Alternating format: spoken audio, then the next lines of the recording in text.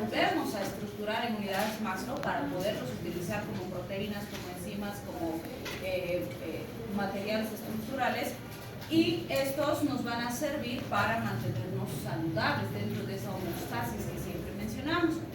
Y pues por supuesto que las alteraciones nutricionales pueden traernos alteraciones importantes en lo que sería el proceso salud y enfermedad, ¿sí? Entonces, básicamente cuando hablamos de la digestión hace referencia a la integración de procesos que nos van a permitir la hidrólisis de moléculas de los alimentos, y esto determinará la absorción del epitelio gastrointestinal.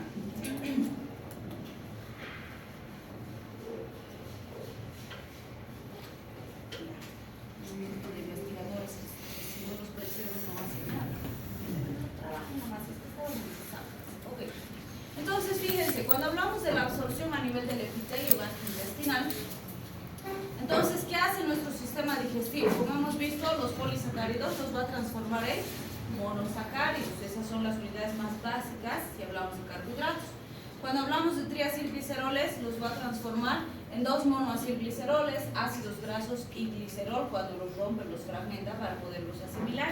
Además, hemos dicho que los lípidos no se asimilan fácilmente, entonces se convertirán en micelas, usarán transportadores especiales para poder ingresar y ser distribuidos a los sitios donde se los necesita, ¿sí? Y de la misma forma, cuando hablamos de proteínas, rompemos las proteínas, idealmente hasta aminoácidos, que son sus unidades estructurales más chiquitas, pero vamos a ver que algunos se pueden absorber como polipéptidos, por ejemplo, ¿no? O como dipéptidos en algún caso. Entonces es muy importante considerar esto porque van a ver que en la industria farmacéutica se maneja mucho esto de, por ejemplo, el colágeno hidrolizado o los aminoácidos o los superaminoácidos, como hacen las propagandas para vender más de sus productos. La pregunta es, si yo consumo, alguna vez ya lo mencionamos, ¿no? Colágeno hidrolizado, ¿qué significa eso? Porque aquí estamos diciendo, no fíjense el término, por eso se parece hidrólisis, que está fraccionadito, que está rotito, ¿sí? Que ya está listo para absorber, por decirlo así, ¿sí? Entonces, ¿qué estaría tomando si estoy tomando colágeno hidrolizado?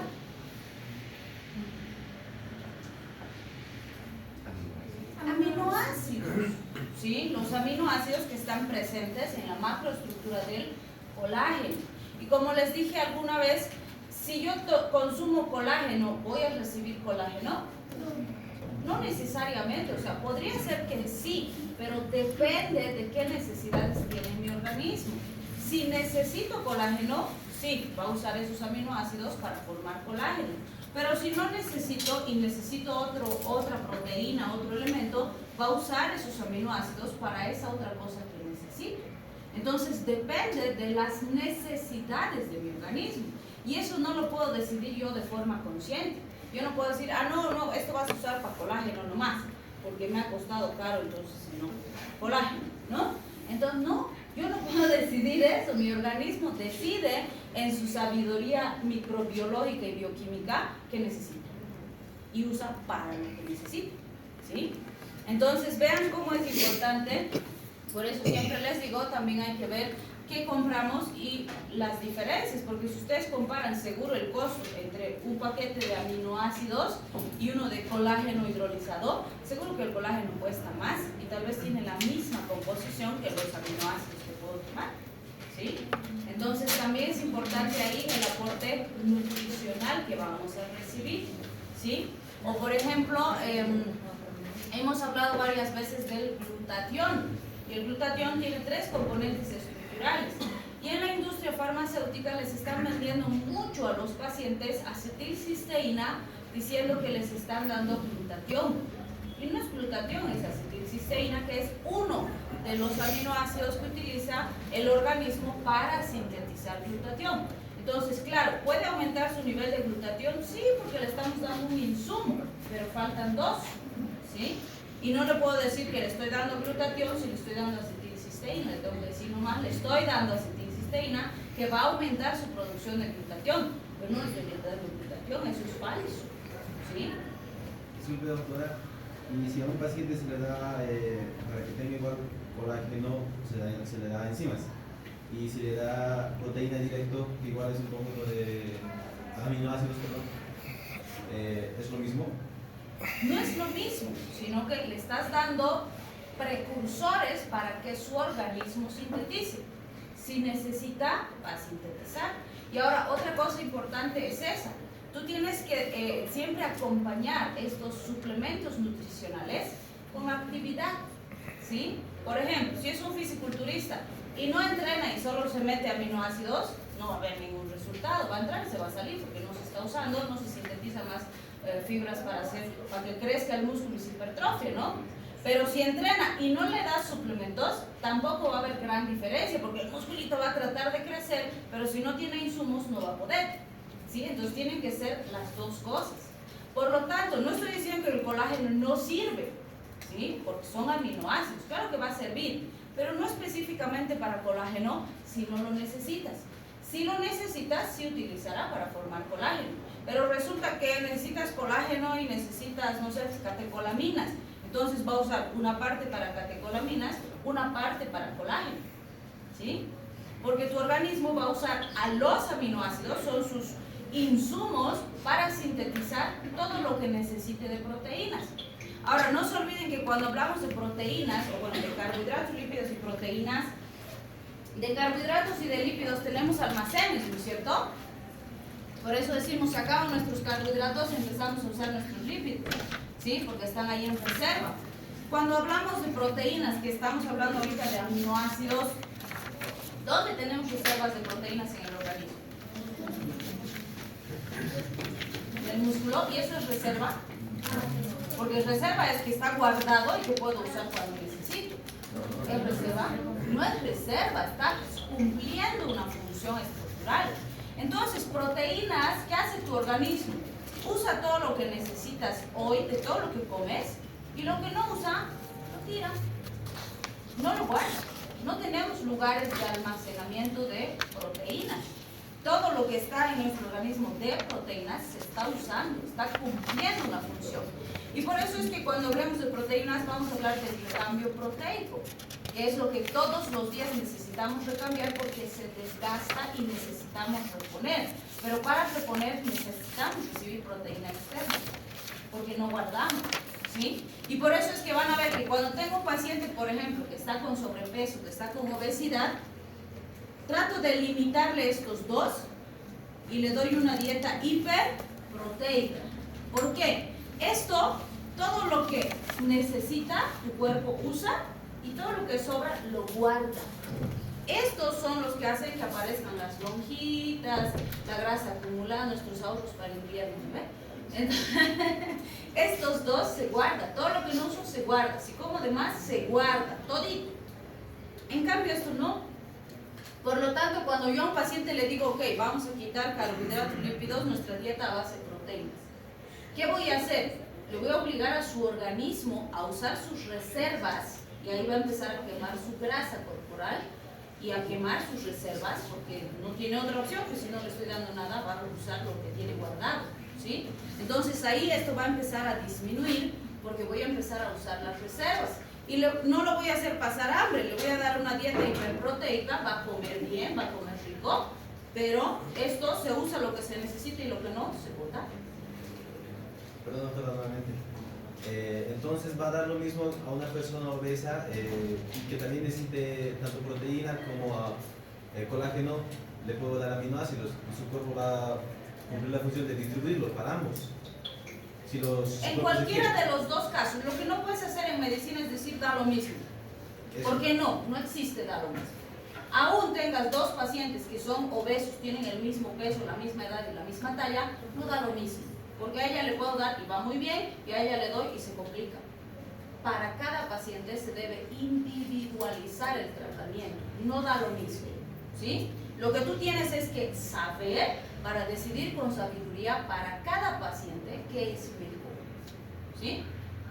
Si nos dan los parámetros, la ciencia nos dice, ¿no? El plato divides en la mitad, esta mitad tiene que ser vegetales, ¿no ves?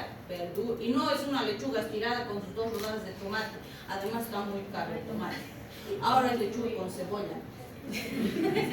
Mentir. No nos sirve porque eso no nos aporta lo que necesitamos. Necesitamos vainitas, brócolis, acelgas, que es tanta verdura aquí que tenemos y que es barata. Eso el tomate. Aquí tenemos proteínas, o sea, carnes, huevo, pescado, res, cerdo, qué sé yo. Y aquí, ¿qué tenemos? Carbohidratos. Fíjense, es un cuartito del plato el carbohidrato, ¿no es cierto? Entonces, en teoría todos, nosotros todos que no estamos enfermos, deberíamos mantener esas proporciones porque esa es la nutrición saludable, ¿no es cierto? Y ya si es un paciente que está con sobrepeso, que está con obesidad, que es diabético, que además es hipertenso, etcétera, ya hacemos algunas recomendaciones específicas. Estos alimentos no, esta otra lista no, estas frutas no, estos vegetales no, sí. Es especializado para cada uno. Pero en general todos deberíamos mantener esta proporción. Yo les digo, cuando comen salchipapa, por ejemplo, o sea, es... ¿Dónde están los vegetales? No hay vegetales. ¿La papa qué es? ¿Y está en qué porcentaje en el plato? 75%. 80%. ¿Y el chori qué es? Un poquitín de proteína decimos y ya, no sabemos, es un poco de dudosa procedencia. Pero el 5%. Pero por ahí está, ¿no? Y listo. ¿Se dan cuenta? O a ver, un pollo espanchita. ¿Tendrá cuartos de carbohidrato? Porque tiene arroz, tiene papa, tiene plátano, 3 carbohidratos, ¿no? Primero. Además, casi todo es arroz con carbohidrato. Y el pollo, su presa, ¿no? Ya, digamos el cuarto. Pero tiene cuero, tiene aceite, tiene grasa. ¿Y los vegetales? En el arroz, sus mini cuadraditos de zanahoria. Sí, no es suficiente. Se dan cuenta y además están cocidos con el arroz. Entonces, a ver, un Kingdom. Una hamburguesa. Una hamburguesa. Tiene cebolla y tomate.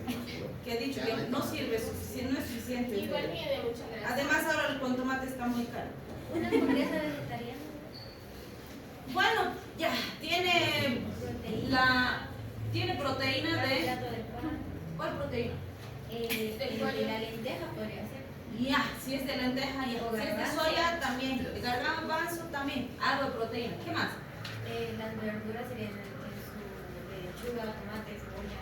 Lo mismo que la hamburguesa clásica, que no es suficiente. El carbohidrato, el pan. Bueno, podríamos decir que tiene carbohidrato y proteína. Extra de pepino, Bueno, si le ponemos 2 capas de vegetales, tal vez. Pero le falta. ¿Se dan cuenta? Le falta, aún siendo vegetariano. Porque sigue siendo hamburguesa, ¿no? un buen café. Un chicharroncito. Una ensalada. Bueno, podríamos analizar varios platos de nuestro medio, que la mayoría tiene 80% de carbohidrato, 19% de proteína y 1% de vegetales, ¿no? Entonces, Estaría para una dieta del 50% de proteína y después 25 carbohidratos y 25 vegetales. no mal, pero las proporciones no son las recomendables. Para una persona que, digamos, hace actividad física. Claro, en un fisiculturista, por ejemplo, con estilo de proteína no va a dar, ¿no? Porque él va a dar más o menos el 80%, tiene que aumentar, o el 100% de contenido de proteína, si es que quiere tener un aumento de volumen, ¿no? Por eso es que suplementan con sus preparados y demás con aminoácidos, aparte de que sus dietas son hiperproteicas. Un fisiculturista, por ejemplo, con seguridad tiene que cumplir no sé cuántos gramos de proteína al día, ¿no? Están aburridos de comer pollo y carne y no sé qué. Entonces, sí tienen que comer. Esto otra vez digo es el estándar para un paciente común y corriente. Si es un atleta de alto rendimiento, si es un fisiculturista, si es una mujer embarazada, no vamos a mantener estos porcentajes. Para cada uno hay que individualizar, porque van a entrar en deficiencia, porque ellos tienen necesidades diferentes, ¿sí? La embarazada porque está gestando, el fisiculturista porque si no va a haber crecimiento muscular, depende de sus objetivos. Y van a ver que incluso en los atletas, dependiendo de la etapa de entrenamiento en la que se encuentran, el tipo de alimentación varía, diferente. Hay ciertos momentos en que se privan de algo, hay ciertos momentos en los que hacen volumen, creo que le dicen los fisiculturistas, y comen mucha grasa, muchas cosas que en sus otras fases de entrenamiento no comen. Entonces, depende también de la fase en la que se encuentran, ¿sí? Pero en todos los casos hay que hacer una planificación. No es cuestión de así darle comida nomás o dejarle o que dejen de comer. La peor dieta que existe es en la que el paciente deja de comer. Primero, porque si bien va a empezar a disminuir de peso, porque va a tener carencia, ¿sí? Su organismo genera ansiedad y en algún momento se va a desesperar el paciente y va a comer de golpe todo lo que no ha podido comer y va a subir el doble. Tenemos el efecto rebote que decimos, ¿no? Entonces es muy característico. Y número 2, cuando se hace una dieta así, tan desordenada, lo más probable es que en ese proceso de bajar, sí va a perder grasa, va a perder carbohidratos, pero va a lesionar su metabolismo, va a alterar vías importantes y eso trae consecuencias. Entonces se le va a caer el pelo, se va a descompensar, se puede lesionar el hígado, se puede afectar el riñón. No es nomás hacer esas dietas de solo lechuga y vivir de lechuga, no sirve. Entonces, sobre los ayunos intermitentes que hacen en la quinta, ¿cómo se? Tienen su el ayuno intermitente tiene su fundamento, pero obviamente también hay que individualizar. Denme un ratito, no sé qué dice.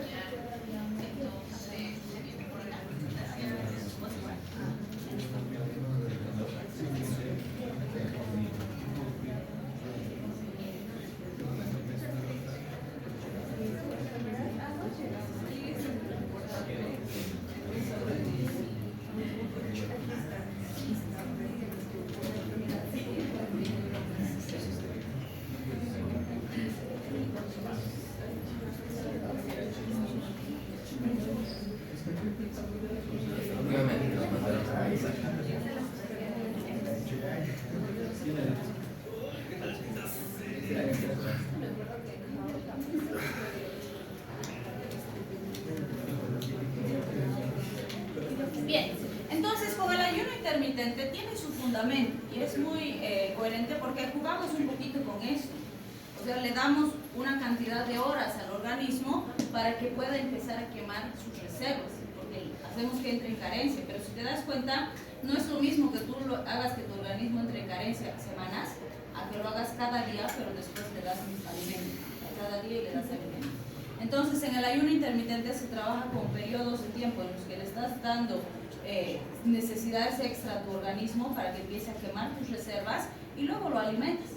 Y cuando lo alimentas, si mantienes estas proporciones, porque en teoría los momentos en que sí comes, no es que tienes que comer más o menos de lo que habitualmente comías, sino lo mismo, ¿sí? Solo que en esas horas en las que le estás produciendo esa necesidad a tu organismo, que tú no le das nada, lo estás obligando a quemar tus reservas. Entonces, estás jugando con esto. Pero es justamente, son periodos cortos, comparado a una dieta en la que todos los días comen lechuga por un mes, y ahí sí se depleta y se lesiona. Aquí no, o sea, tú le estás dando periodos cortos, donde le haces sufrir, empieza a usar y luego, ya, le das, aquí está, toma, ya, se estabiliza. Otra vez le haces sufrir, otra vez usa y otra vez le das. Entonces, pero el punto ¿cuál es? Esto también tiene que ser guiado por un profesional de salud, orientado, porque idealmente para iniciar un ayuno intermitente también tendrías que tener un parámetro de laboratorios, una evaluación general de tu paciente para decir, ok, estamos en esta fase, estamos con un poco de sobrepeso aquí, necesitamos trabajar aquí, aquí. Vamos a iniciar con tantas horas, veremos cómo respondes, cómo vas, ya. ¿Estás tolerando? Podemos aumentar un poco, ok, perfecto. Porque también dependiendo de la edad incluso del paciente, el tiempo de horas de ayuno tiene que ser diferente. Y no es recomendable iniciar de golpe, porque es si quieres un choque de tiempo de alimento fuerte para el organismo.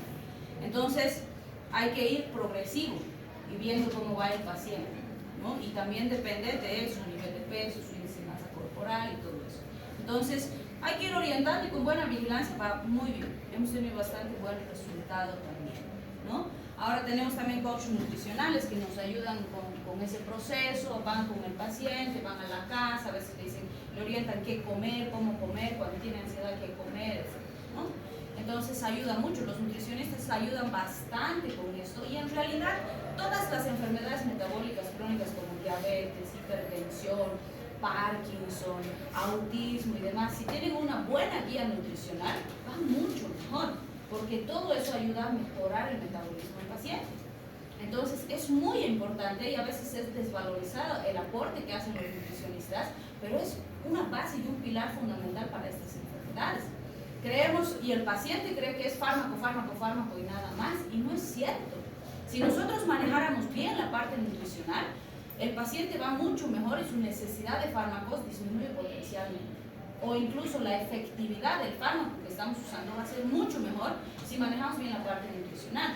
Y no quiere decir que nosotros tengamos que hacer el tratamiento nutricional. O sea, tenemos bases, las cosas básicas sí las podemos manejar y orientar, pero hay otras que son más complejas y tenemos los especialistas en nutrición, pues. Entonces ellos tienen que hacer ese seguimiento y eso, y tenemos que trabajar en equipo. Por eso decimos tratamientos multidisciplinarios, tenemos que hacerlo, ¿no? No somos todólogos nosotros, y sí tenemos especialistas que saben mejor que nosotros esa parte nutricional. Porque si bien nosotros tenemos base, hay cosas que no sabemos porque son de especialidad, pues. La nutrición igual es una especialidad, igual que las otras especialidades. Entonces es muy importante también trabajar en conjunto, ¿sí? Pero si vamos a hacer recomendaciones, tenemos que saber estas cosas básicas de los aminoácidos, de las proteínas, de los carbohidratos. Cualquier médico general tiene la obligación de saber, porque está en nuestra formación, ¿sí? Bien, entonces ahora avanzaremos, mucho charlamos, che.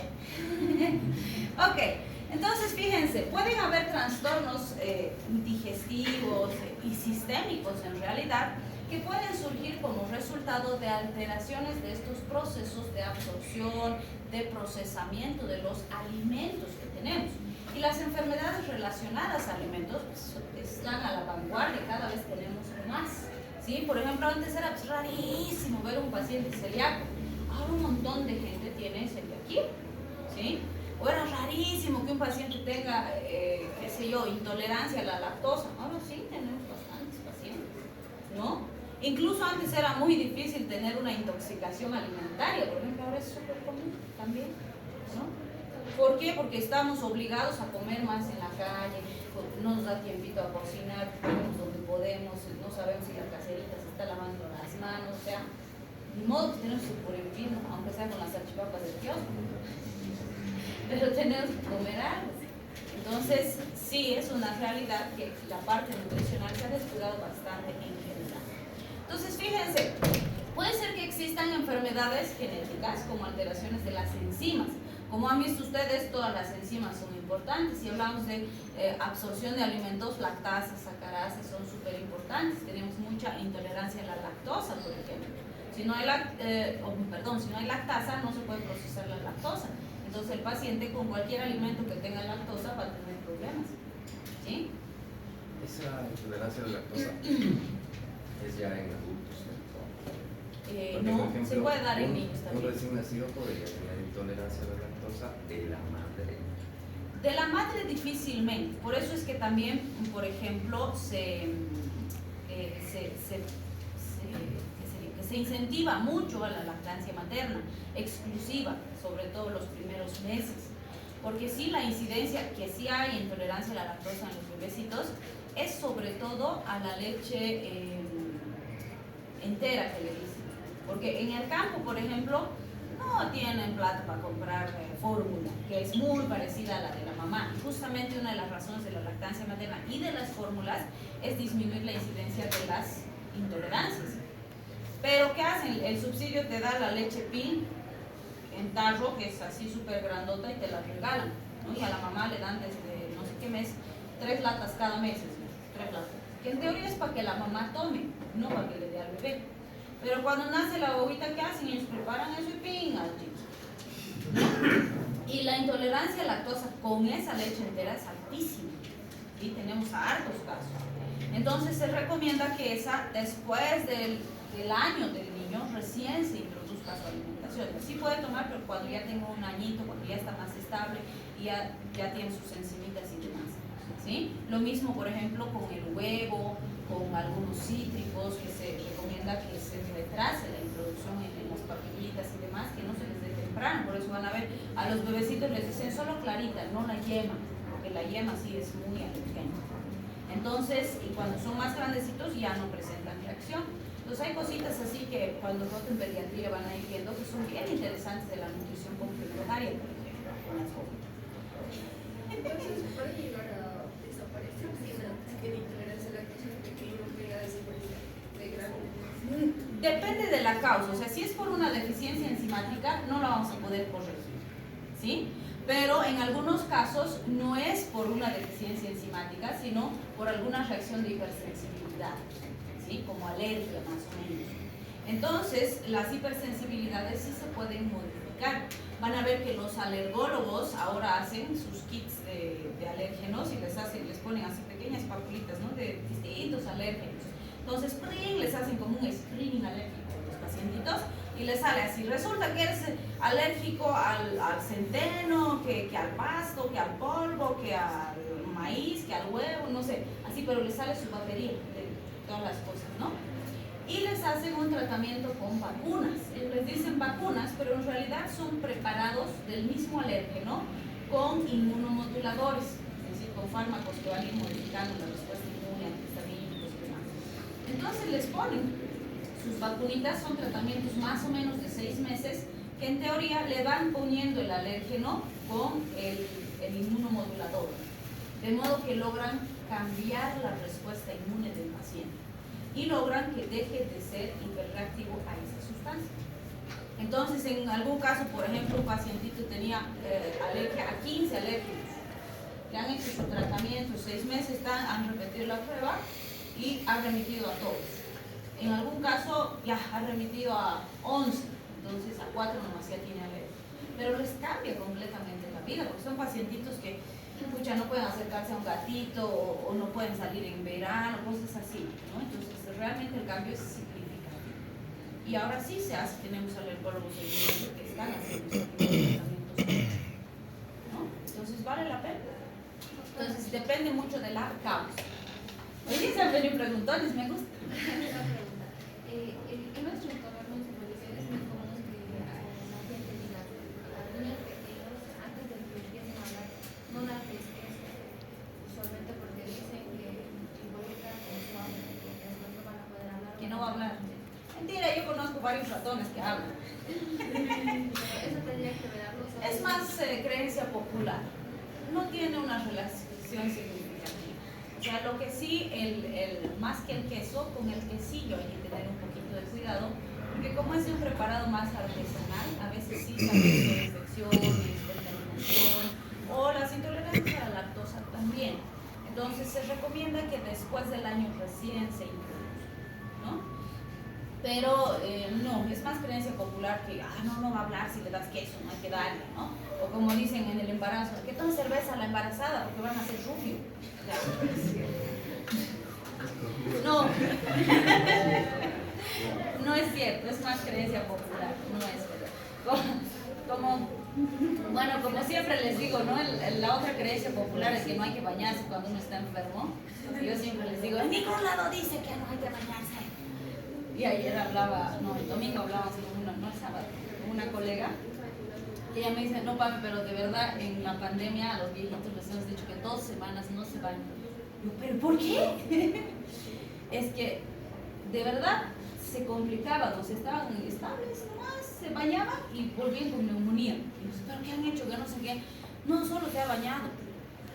Así que, por si acaso hemos dicho ya que no se bañan. 2 semanas, no se van a podrir en 2 semanas. Y dice que, ¿verdad? Todos los pacientitos adultos mayores con COVID les decían que no se bañen 2 semanas, que se laven con toallitas húmedas, que se limpien, pero que no se bañen. Mira, pues. Yo les digo que no. Y me dices que no podemos, ya no sabemos, ¿no? Si tal vez su cuarto es allá y su baño es allá, entonces se baña y al salir se hace pasar con el frío y llega allá. No les podemos preguntar esas cosas. Yo digo, bueno, sí, cierto, en el sistema público tienen 13 minutos para cada paciente y hacer su chorizo de historia y recetas y demás. Yo le digo, bueno, esa es la diferencia. Porque yo en el consultorio sí le pregunto. Le digo, a ver, su cuarto y su baño, le digo, ya, cuando salga se va a secar biencito su cabello. No, mejor entonces en el cuarto nomás se lleva ahí agüita caliente, ahí se baña, pero no sale del cuarto. Yo sí me doy el tiempo porque me puedo tomar 1 o 2 horas con cada paciente. Entonces, bueno, sí o sí les digo que no, que sí se tienen que bañar. Y la otra se reía, no, nosotros a todos, no se va a bañar hasta que se pase su cuadro. Y yo, bueno, entonces es interesante también la diferencia, ¿no? En el público y el privado. Bueno, yo escuché que evitar el consumo de lácteos podría provocar intolerancia. Evitar. O sea, si el lácteo es el que te puede producir intolerancia y no lo consumes, ¿por qué te produciría intolerancia? Medio. Yo creo que también se Doctora, digamos que cuando eres niño, desde o sea, toda la vida hasta que eres adolescente has sido intolerante, y cuando eres adolescente o sea, ya te vuelves tolerante, ¿eso puede existir? Me imagino que estaría no relacionado a algo genético, sino que tal vez había algún grado de sensibilidad, de hiperreacción al lácteos y se ha dejado de consumir, y luego cuando has vuelto a consumir tu organismo ya estaba más maduro, ya estaba más estable y tolerable. Puede ser. ¿Y eso ¿sí? puede ocasionar cuando son 7 vecinos? Sí, no se olviden que todos los prematuritos tienen más probabilidad de tener hipersensibilidad, reacciones y demás, porque están más inmaduros, por decirlo así. Y en realidad lo que tenía que terminar de madurar en el vientre materno lo hacen fuera del vientre materno, entonces a veces se tardan un poquito más. Entonces sí hay casos, ¿no? Y puede ser, entonces en ese caso es probable que no haya sido realmente una intolerancia, sino solo una hipersensibilidad.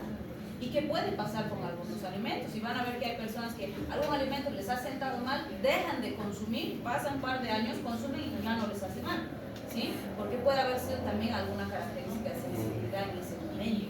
Entonces sí hay cosas diferentes y hay que analizarlas, ¿no? Pero el no consumir, por ejemplo, un alimento, o bueno, antes las abuelitas que decían, no, mañudo, porque está vomitando, porque le estoy dando tal cosa, no, le voy a dar el doble para que aprenda a no ser mañudo, y les daban más. Entonces, si es una enfermedad, si es una intolerancia, por ejemplo, por hipersensibilidad, puede empeorar, no mejorar, porque es el sistema inmune, y mientras más lo expongo a la misma sustancia, mayor va a ser la reacción. Y recuerden que el sistema inmune tiene memoria, entonces cada vez la reacción es más intensa, más intensa, más intensa, y se puede ir hasta el hospital del paciente. Entonces siempre hay que analizar. Ahora, lo de la leche es súper cuestionado. Si ustedes revisan la literatura, los nutricionistas siempre nos critican porque dicen, ¿por qué seguimos dando leche? Porque nosotros somos el único mamífero que toma leche de otro mamífero. ¿Por qué? ¿Por qué? Porque las proteínas de la leche, en teoría, son animales, no son las que necesitamos nosotros.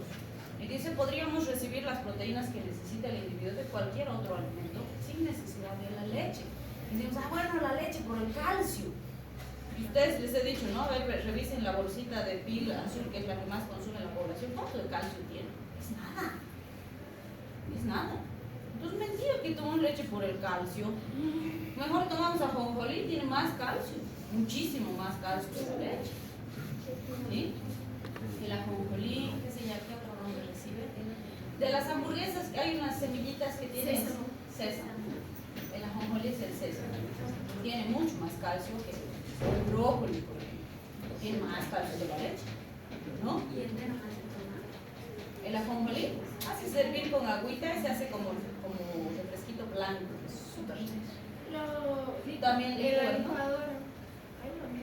Hay varias formas de preparar. Los vegetales oscuros son ricos en calcio, ¿no? ¿El qué? Los vegetales oscuros, la Sí. coba, todo. Contienen Hierro. hierro y calcio. ¿Y un niño se puede hacer una intolerante si no lo consume desde pequeño? ¿Lo va a consumir después o si no lo quiere consumir? O sea, si presenta intolerancia, es que siempre la tuvo. solamente que en el momento en que tú introduces la lactosa, recién va a debutar con el problema. Antes no sabías porque no ha consumido, tal vez a eso también se refería tu compañero, ¿no? Que no consumes y luego te haces intolerante. No es que no es que te hiciste intolerante en ese momento, sino que como no consumías, la intolerancia no se manifestó clínicamente. Y en el momento en que consumas, recién se va a manifestar el problema. Entonces sí, puede pasar, pero no es que recién se está haciendo intolerante y por no consumir la leche. No, esa no es la causa. Al contrario, si quieres, el retraso de la aparición clínica de la enfermedad ha sido gracias a que no se ha introducido en su dieta la lactosa en etapas tempranas. Entonces, si es intolerancia, en el momento en que consuma lactosa, en cualquier momento de su vida, va a debutar con la parte clínica. ¿Sí? Y en ese caso, pues, lo ideal es que no consuma, porque siempre que consuma va a aparecer. ¿Sí? Ya avanzaremos. Entonces, fíjense, los trastornos de mala absorción también tenemos cada vez más. Pueden estar relacionados a alguna alteración funcional de algún transportador, de alguna bomba. Y el paciente, si no absorbe estos micronutrientes, como hemos visto en otros capítulos, cada uno de esos nutrientes es importante para una vía metabólica o para varias vías metabólicas. Entonces, si no absorbo cualquiera de estos, en algún momento voy a empezar a manifestar esa deficiencia. ¿Sí? La absorción de polipéptidos no hidrolizados, que es rara, o sea, van a ver cuando veamos proteínas, la mayoría se absorbe como aminoácidos, pero sí un porcentaje se absorbe como péptidos, pero es un porcentaje que el organismo logra manejar, porque lo puede transformar dentro de la célula en aminoácidos o procesarlo como dipéptidos o polipéptidos. Pero si el porcentaje de absorción de estos es muy alto, sí puede producir trastornos, y lo que más se ha visto ahí es la enfermedad celíaca famosa, que va a generar una respuesta inmune intensa, que en algún momento aplana todito el ribete en cepillo del pobre intestino, y el paciente tiene mala absorción de varios nutrientes y debuta con varias alteraciones sistémicas. ¿Sí? Y bueno, los celíacos incluso, vean la recomendación que les hacen algunos nutricionistas, obviamente depende mucho del grado que tienen. Algunos incluso tienen sus ollas especiales que no pueden utilizar para cocinar alimentos que contengan gluten, por ejemplo. Porque si cocinan nada más, dice que se contamina y ese residuo pequeñito, ¡pum!, les desencadena reacción. Entonces tienen que ser súper cuidadosos en la forma de preparar en los alimentos y demás. Y tenemos algunos restaurantes que preparan, por ejemplo, alimentos sin gluten, justamente porque nuestra población de celíacos ha aumentado bastante, ¿no? Entonces también es importante. Y bueno, el colesterol o la grasa, el exceso de grasa, sabemos que va a traer varias complicaciones. Una de las conocidas son los cálculos de colesterol, por ejemplo, que pueden producirnos obstrucciones biliares, trastornos a ese nivel, pero no es lo único, ¿no? Tenemos la aterosclerosis, las dislipidemias, las esteatosis hepáticas, los hígados grasos famosos y demás. Bien, este gráfico nos muestra algo que ya sabemos.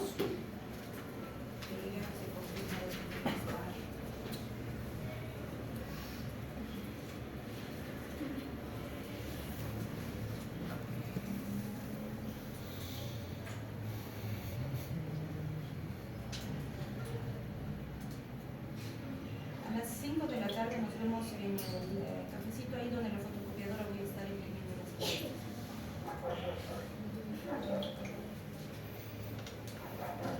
Ok. Entonces, este grafiquito, fíjense, nos muestra todos los elementos que nosotros deberíamos aportar en nuestra nutrición todos los días a nuestro organismo para mantener ese equilibrio metabólico del que tanto hemos hablado. Vitaminas, que hemos dicho que la mayor parte de ellas no se almacenan, por lo tanto, todos los días necesitamos pequeñas dosis, pero de forma constante. ¿Sí? Agua. ¿Cuánto porcentaje de agua tiene nuestro organismo? Del 60 al 70%, al 75% dicen algunos, sí varía un poco dependiendo de la edad, ¿no? Los pequeñitos, por ejemplo, tienen más porcentaje, pero en todos los casos es un porcentaje muy significativo. Y si no recibimos agua, ¿qué ha pasado? ¿Alguien se está macerando? Entonces, si no recibimos agua nos enfermamos o si perdemos una cantidad exagerada de agua. ¿Sí? Por ejemplo, ¿en qué cuadros podrían tener una pérdida excesiva de agua? Diarrea, vómitos, algo no tan grave. Claro, en las hemorragias también, pero es más sangre entera que agua, ¿no? Y si hace mucho calor, ¿podrían perder más agua? Sí. Sí, ¿no es cierto? Por eso es que recomendamos la hidratación en relación a las características ambientales también. ¿Sí? Muy bien, entonces van a ver que sí, el exceso y la deficiencia de agua pueden ser peligrosas. Los carbohidratos, las proteínas, los ácidos grasos, estamos diciendo que son de esta estructura importante que también participan en varias funciones. Siempre les digo, los satanizamos a los pobres lípidos y no es cierto que son solo negativos, cumplen una función específica. ¿Sí? Estos lípidos nos ayudan, ¿en qué funciones podrían mencionar para los lípidos? A ver. Vaina de mielina. Ah, muy bien, las vainas de mielina. La producción de hormonas esteroideas, muy bien. ¿Qué más? Es fundamental en las membranas celulares de todo el ser. Para las membranas celulares, excelente. ¿Qué más?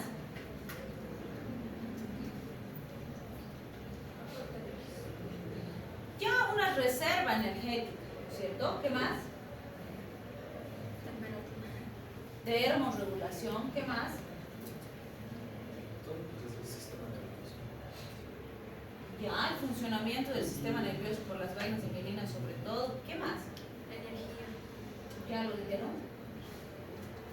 La protección de los órganos, ¿no es cierto? También permiten, amortiguan y demás, el aislamiento también, ¿no? Entonces, vean, cumplen funciones realmente importantes. Todo eso se puede degenerar si tuviéramos cero lípidos como quisiéramos, ¿no? Bueno, como nos hacen las propagandas. Los cero lípidos no es saludable. El lípido se convierte en un problema cuando está en exceso, igual que el carbohidrato, ¿no? Los problemas son los excesos. Si tengo una cantidad adecuada, estoy bien. Y obviamente para cada individuo la cantidad adecuada puede ser diferente, porque cada uno tiene actividad diferente. ¿Sí? Incluso puede ser solo que él se estrese más que ella, ya está, sus necesidades son diferentes. Porque el estrés va a generar activación de vías metabólicas, activación del simpático, se van a claro. ¿Sí? Ahora, si él hace deporte y ella no, entonces también sus necesidades van a ser diferentes. ¿Sí? Si ella come más y él come menos, también sus necesidades van a ser diferentes. Entonces, es importante considerar esas diferencias individuales. Los minerales en general van a ir acompañados con los otros alimentos que tenemos, calcio, magnesio, yodo, selenio, etcétera, también los vamos a recibir de la dieta. Y cada uno de ellos cumple funciones importantes. Si bien los necesitamos en cantidades bien chiquititas, nos ayudan a mantenernos saludables. ¿Sí? Y la fibra, ¿para qué servirá la fibra?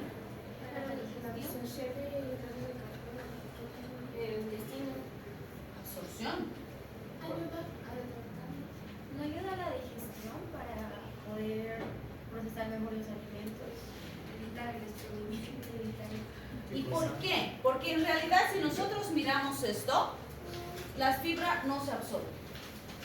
O sea, nosotros biológicamente hablando, bioquímicamente hablando, no tenemos las enzimas necesarias para asimilar la fibra, no la podemos absorber. Bueno, de alguna. El almidón, por ejemplo, pero siempre y cuando esté cocido, si no, no lo podemos asimilar. Pero en general la fibra no asimilamos. Entonces, ¿para qué comemos? O sea, si no absorbemos, ¿para qué comemos? Como decían, la fibra tiene la propiedad de jalar agua, por decirlo en términos sencillos. A eso tal vez te referías con la hidratación, ¿no? Entonces, hace que el agua se movilice hacia la luz intestinal y además le da consistencia a las heces. Por lo tanto, nos ayuda a que las heces se mantengan más hidratadas, más pastosas, y eso facilita la motilidad de las heces a través del intestino. Entonces la fibra es para mejorar los procesos digestivos y facilitar el tránsito gastrointestinal. ¿Sí? Por eso es que, como ustedes dicen, el estreñimiento es consecuencia de una deficiencia de fibra en la dieta. No siempre, ¿sí? Hay que analizar al paciente y demás. Pero aunque no crean, tenemos un montón de pacientes estreñidos. Pero como el estreñimiento no se ve, entonces el paciente suele normalizar su hábito intestinal alterado. Por ejemplo, ¿cuánto debería entrar un paciente todos los días? De los 30 a 45 ml por kilo. ¿Ya? Y lo mínimo sería una vez cada día, ¿cierto? Estoy calculando. Los de algo que Ok, yo. ¿Cómo ha calculado? Entonces, lo mínimo que un paciente debería tener de deposiciones diarias es 1, ¿sí? Fisiológicamente hablando, deberíamos entrar al baño cada vez que comemos. Si comemos 3 veces, entrar 3 veces, ¿sí? Y van a ver, siempre les digo, los bebés son súper fisiológicos, ¿no? Toma leche, hacen. Toma leche, prueban. 15 veces hacen algo, 15 veces han tomado leche. Sí, puede, y es normal, está bien, ¿sí? Obviamente de grandes no vamos a estar 5 o 6 veces al día en el baño, ¿no? Entonces generamos un hábito, no sé, tempranito, algunos en la mañana, otros en la noche, otros a mediodía, dependiendo de su rutina diaria, ¿no?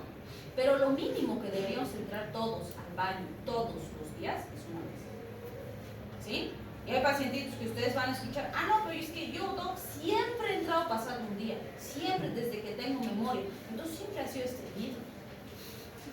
¿Por qué? Porque el hecho de que entra pasado un día lo ha normalizado y se ha acostumbrado a que entra pasado un día, pero eso no es normal. Lo normal es que entre por lo menos una vez todo. Ve, ya estoy viendo caras de estreñidos. Entonces sí es importante y hay que generar ese hábito porque trae sus consecuencias, ¿no? No se olviden que estamos eliminando desechos del organismo y retener desechos trae consecuencias para la salud del paciente, ¿sí? Y hay pacientes que aunque no crean entrar una vez a la semana, una vez cada 4 días, cada 5 días, o sea, es importante. Y tenemos niños estreñidos, jóvenes estreñidos, adultos estreñidos y se va haciendo crónico el problema.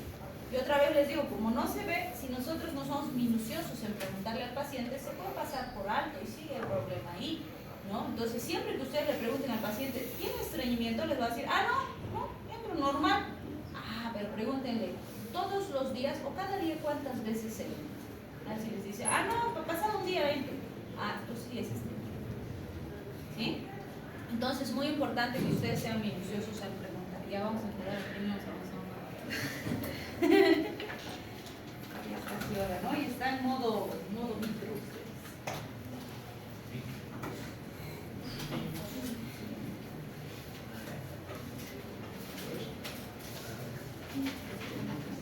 Dos semanas más de clases. Flores, presente. Marca, Presente. Alvarado, Presente. Auca, Beltrán, Presente. Visorio, Saqueo, Céspedes, Chávez, Presente. Choque, Céspedes, Condori, Presente. Tusi, Presente. de Alencar, Presente. Escalante, Faustino, Guillén, Gutiérrez, Presente. Heredia, Jaimes, Llanos, Presente. López, López Davis, Mamani, Presente.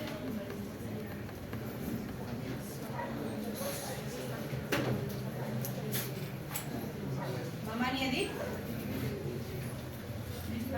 Molina, Presente. Montes, Nogueira, Presente.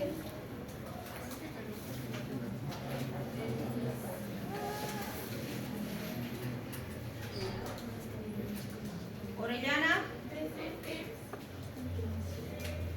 Pacori, Palma, Presente. Paredes, Presente. ¿quién me salta? Oros,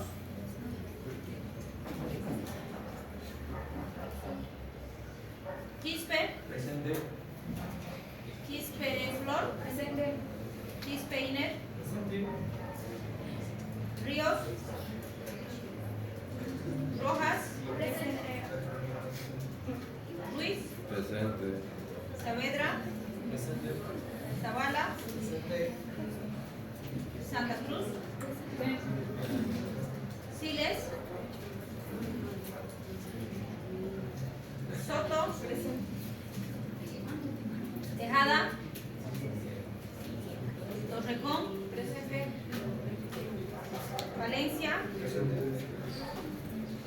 Valenzuela. Villalobos. Villarruel. Presente. Llana. Yavi. Presente. Dos semanitas más.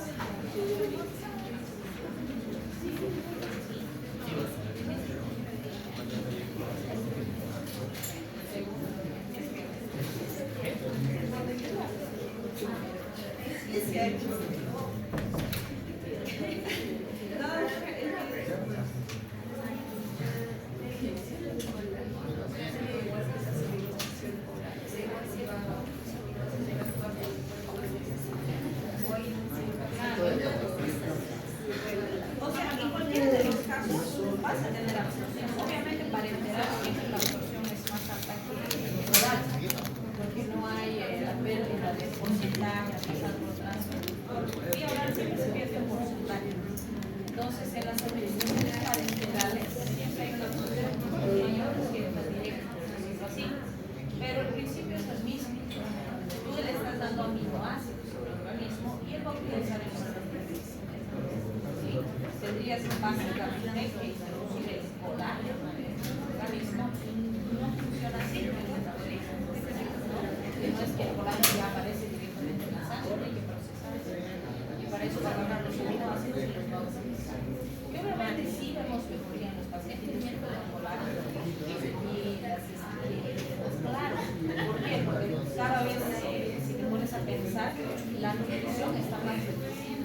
Entonces, es muy común que nuestra población general esté deficiente de varios nutrientes importantes. Entonces, cuando empiezan a tomar estos suplementos, claro que se van a mejorar su salud, porque les estamos aportando algo funcional, no les entonces sirve, pero es mentira decirle que todo el colágeno va a formar colágeno. Puedes formar colágeno si lo necesitas, sí, pero decir que el 100% de esto origa colágeno es mentira. Es cierto. El punto de la noche que vine a acá a las 7 no se vale.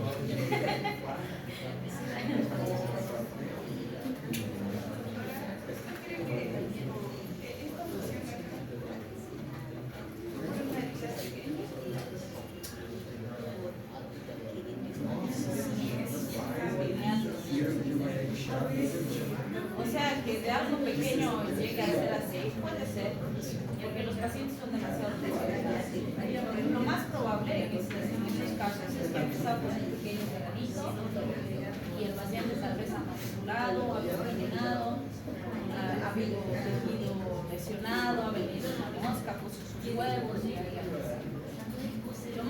La mayoría de esos casos no aparecen de la noche a la mañana, porque los pacientes son flor de descuidados. O sea, tú te pones a pensar y dices, cuando ves esas fotos así, dices, ¿y ese paciente qué ha estado haciendo hasta llegar así para venir así? Pero así, entonces se descuida. Dices, va a pasar. Peor, les echan a este tipo de lesiones, les echan de todo.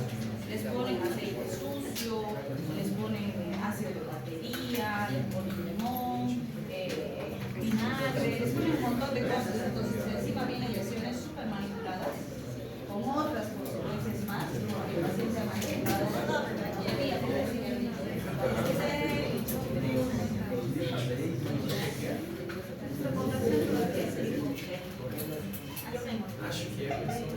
otro día